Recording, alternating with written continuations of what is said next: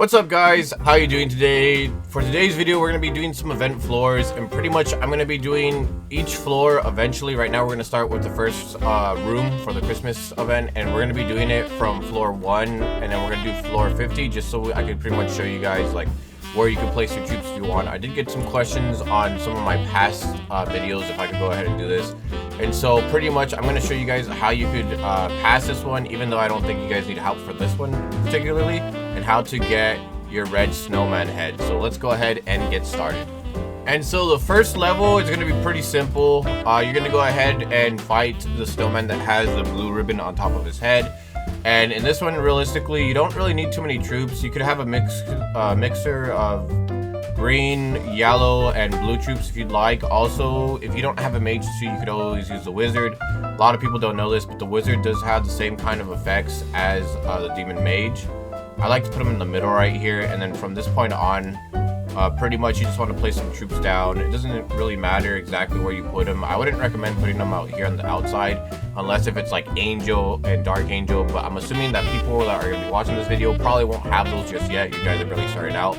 So definitely put your long range troops kind of like right here in the centers of like these little points, and then your short range can definitely go like right here. Or you can go ahead and put your short range over here as well, since the snowman does spawn from this side. Another thing I could definitely add, and before I do that, let me go ahead and move my camera to that side. There we go.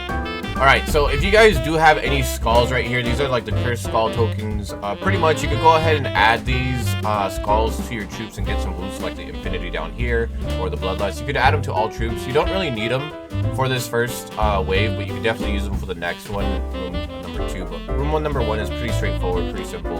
So I definitely would recommend, if you guys want to go ahead and put them on, feel free to, and if not, perfectly fine. It doesn't really hinder your advancements too much. Also, when the boss spawns, if you're looking at this side, it's always going to spawn on the right side. It also has an effect where you can throw snowballs at your troops where you can freeze them, but it's pretty simple to defeat. So pretty much just place your troops down. They don't have to be too powerful, and as you can see right here, they get knocked down pretty simple, pretty easy. You don't really have to stress about anything right there. When it comes to the level 50, I recommend putting some more decent troops on the field. And when I say decent, pretty much make sure that they're leveled up a bit and they have like good attachments on them as well. Like for example, I did switch out my SWAT for Kitty, and I did switch out the Mammoth for the Ghost. So definitely have a couple of those on hand. And also, if you guys want to go ahead and bring some levels, like right here on the Kitty it says level 4, you could definitely go ahead and add some leveled up troops. It's usually more better to have, especially since the mobs have a little bit more health. And if you guys don't know exactly where to level up, you guys could always go to the center of the house, and on the back right side there is going to be a place where you can buy death certificates and pretty much sacrifice troops in order to level up your troops as well.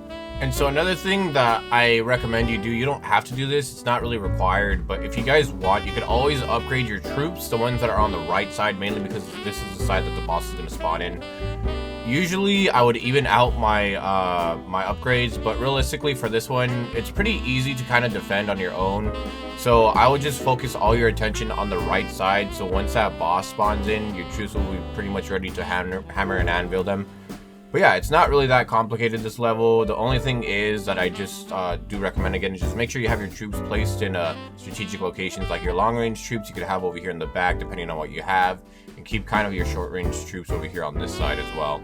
And so as you guys can see, boss spawns in with 51,750, which isn't even that much, and realistically he's pretty easy to beat as long as you have at least 1 or 2 troops that have like at least level 2 or higher, and you have like a mixture of long range with some short range.